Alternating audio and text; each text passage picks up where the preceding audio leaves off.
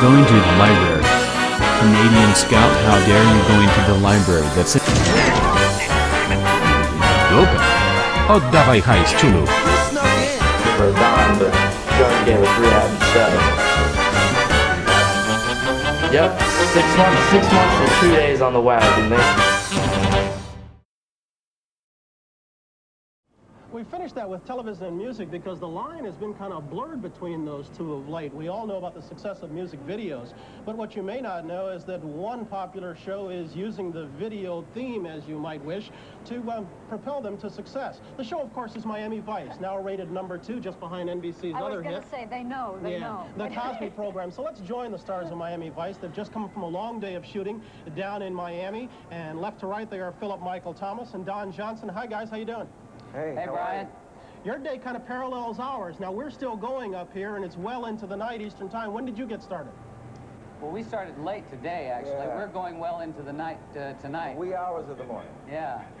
Okay, so let's talk a little business right off the top then. Your program just got 15 Emmy nominations. What's that mean to a program like Miami Vice? Well, it means that we're going to stay on the air for the rest of the season, probably. Don, Phil, I'd like to say hello if I can. Hi, Jane. Hi. The chocolates are in the mail, dear. All right, we'll start there. I understand you guys are pretty popular finally in Miami. Is that true? Yeah, I think they know us by now, yeah. I think it's going a little international. How did that start? A year ago, when we first met, you guys had just been dipped in chocolate. Yes, you remember. Who would forget? You blushed. You had to hustle after your popularity in Miami. Why didn't they trust you in the beginning? Well, I think they were concerned about, and rightfully so, about the image of the city, and they were growing. They are growing and becoming one of the major cultural centers of the world. And they'd suffered a good deal of adverse publicity with the obvious problems that they had with drug smuggling and crime rates. And I think that they were rightfully so concerned about the image that we were going to bestow upon Miami coming in with a show titled Miami Vice.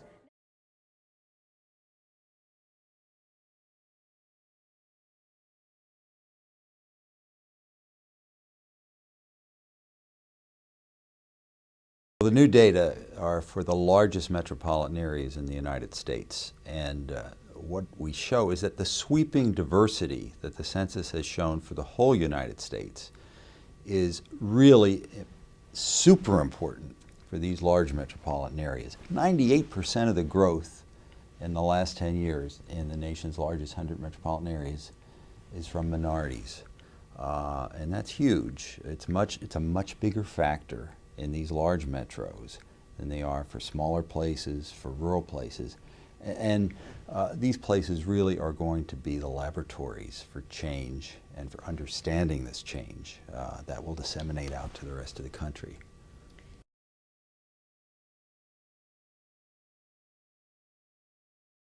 The country, of course, is still majority white.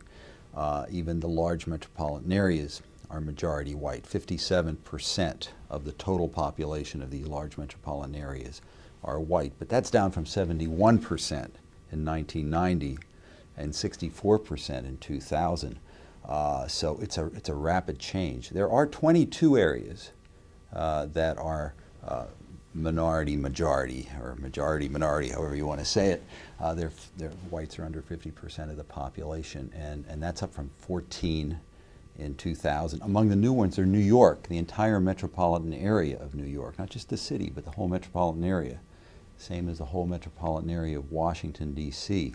Is majority-minority. And you know, I think these are areas that are going to expand. We see on the list very soon it'll be Dallas, very soon it'll be Orlando, Atlanta.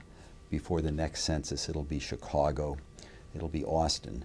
You know, this is the shifting demographics that is affecting a lot of the country, but it's really taking shape in these large metropolitan areas.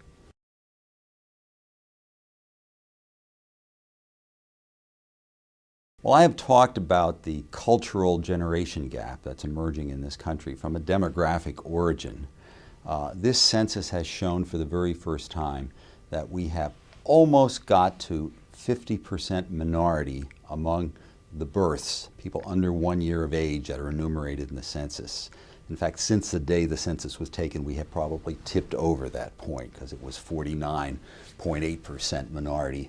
But that is one part of our country that's going to transform as these young babies get older and become teenagers and get into the workforce. The people around them aren't going to be largely white. Even some of the racial categories we're thinking of right now, when we think of mixed race marriages, when we think of people who want to identify certainly as being Americans, but having origins from other parts of the world.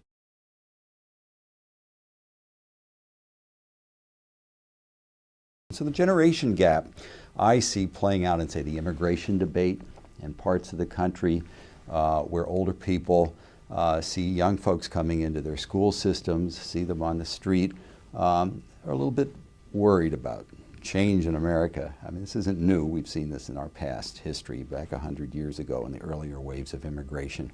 But they somehow take it out in their political attitudes about immigration reform and other kinds of social services that may affect younger people who they're not personally have a connection with, but they're other people's children. And so they don't see that. But what they ought to be seeing in the future is that these are the young people that are going to make up our labor force. Over the next 10 years, we're actually going to have a decline of whites in our labor force because of the retiring, mostly white baby boomers. And they're going to be taken up by these new minorities, Hispanics, Asians, and others. And, older folks have to know that to the extent that their Social Security is being paid for, that their country is becoming productive, it's the education of this younger generation, providing them with good health care, with resources to get good housing, infrastructure of all kinds in our country, but especially that education is going to be important to make our country productive and make it productive for them, older white people in the United States.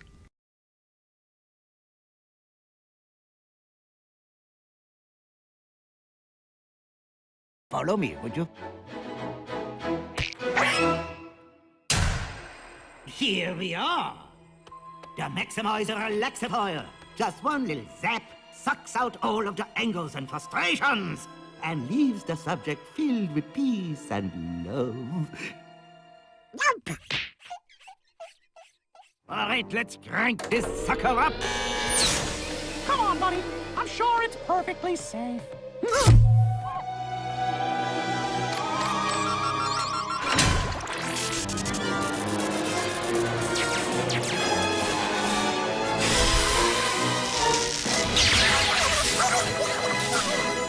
The machine is removing out all of Donald's anger and then collecting it up over there.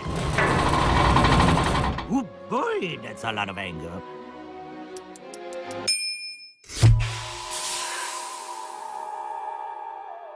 Hey, who needs a hug? It worked! Professor, you're a genius!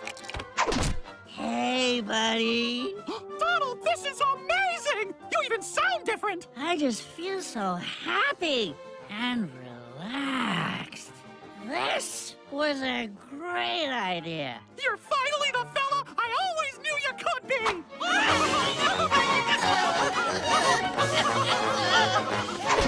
Daisy's gonna love you like this. Huh?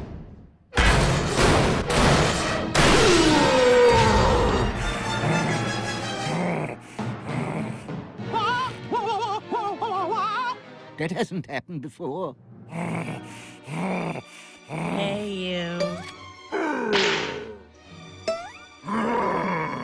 You gotta fix him! You gotta put him back together! But I must recalibrate the machine. Someone needs a hug. Yeah! You fix that machine, and I'll go get the Donalds back! How come you never hug me like this anymore? Hey, that's my wife! Wait! Call me.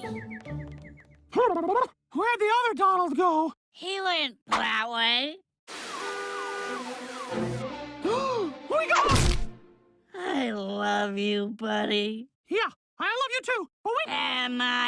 MI6. See how much I love you. But we got... K-Y. Why?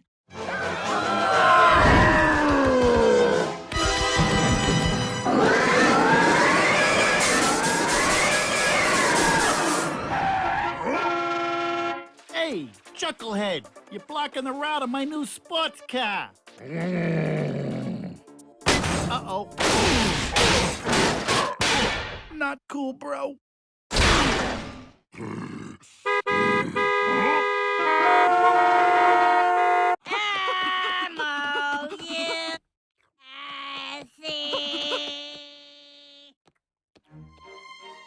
are you doing out here? I'm on my lunch break. Would you get back in there and fix that machine? Oh, right. Sorry about that. You seem like a nice man. Come on!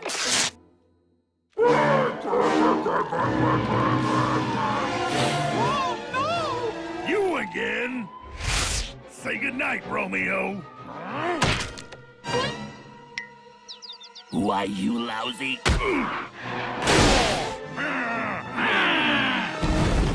No!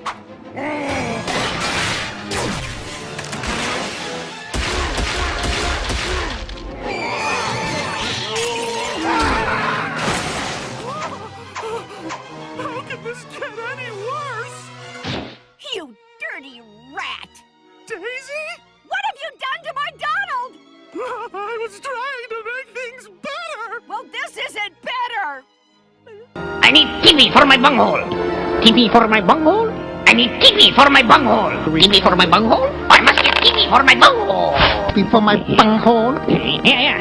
TV for my bunghole. Yeah, pretty good. I need TV for my bunghole. TV! You must give me your TV. I need TV for my bunghole. You will give me TV. Give me your TV. You will give me TV. They're laughing at us, at our stupidity.